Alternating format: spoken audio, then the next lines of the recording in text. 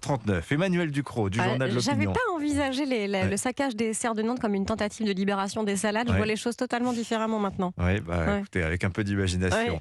On parle du Nutri-Score ce matin, Emmanuel. Ça revient dans l'actualité. 2 élus se sont emparés du sujet cette semaine pour dire leur agacement. Alors d'abord, la présidente socialiste de la région Occitanie, Carole Delga, et puis la députée Rassemblement National du Lot-et-Garonne, Hélène Laporte. Oui, toutes deux sont préoccupées par le classement que le Nutri-Score réserve à des produits de leur terroir. La première se désespère que le Roquefort soit noté E, c'est-à-dire la plus mauvaise note. La seconde, que les pruneaux d'Agen, autrefois notés A, soient désormais notés C après une révision des grilles de calcul du label. Alors, les deux élus défendent l'exclusion des produits AOP, appellation d'origine protégée, IGP, indication géographique protégée, on révise de la notation Nutri-Score.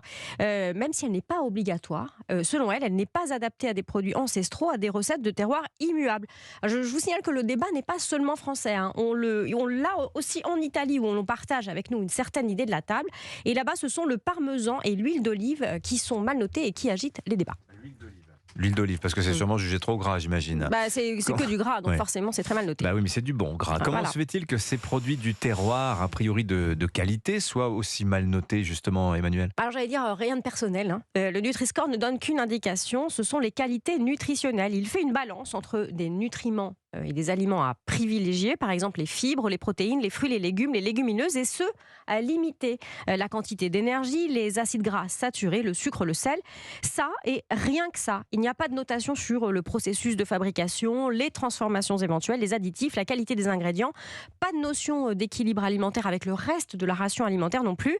Et puis en plus, le Nutri-Score fonctionne sur des portions standards qui sont assez folles, Oui. 100 grammes ou 100 millilitres, pas du tout adapté à un produit comme le Roquefort. On s'en enfile rarement 100 grammes d'un Oui. coup. Enfin, moi, ça Faut m'arrive, vraiment avoir mais faim, c'est ouais. voilà. Et puis 100 millilitres d'huile d'olive, quand même, il faut être assez pervers Bon. pour boire ça au petit déjeuner. Bien un verre au petit-déj, j'allais vous dire. Les défenseurs du Nutri-Score assurent qu'il n'est pas pénalisant pour les produits du terroir. Et oui, parce qu'il martèle qu'on fait dire au Nutri-Score ce qu'il ne dit pas. Ce n'est pas un marqueur ce n'est qu'un marqueur, qui permet des comparaisons au sein d'une gamme de produits.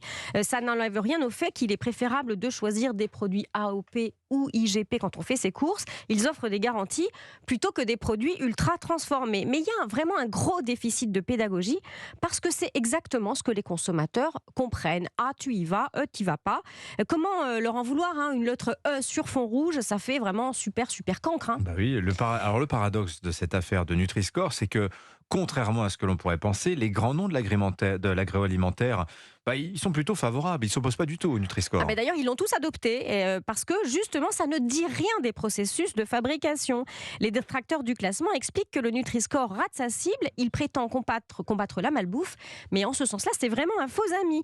En fait, il donne une prime à la transformation. Les grands noms de l'agroalimentaire se sont lancés dans une course à la note A ou B pour des produits pourtant très transformés. Les fabricants de plats tout prêts, par exemple, ont la possibilité d'améliorer leur note en enlevant un peu de sel, en remplaçant un ingrédient par un autre, pas forcément meilleur sur le papier, mais moins mal noté nutritionnellement. Et pour les consommateurs, ça ressemble à un feu vert, bingo, marketing. À l'inverse, la marge de manœuvre est nulle pour le Roquefort AOP ou pour le pruneau IGP. On ne peut rien changer à la recette et puis tant mieux, ça s'appelle la typicité. Le Roquefort est condamné à la lettre E, alors qu'il n'incarne pas la malbouffe. Alors tout ça, ça n'est pas juste. Le Nutri-Score trouve effectivement ses limites face aux traditions gastronomiques et à leur idée de la qualité, qui est dans l'économie d'artifice. Signature Europe 1. Emmanuel Ducrot, merci beaucoup Emmanuel.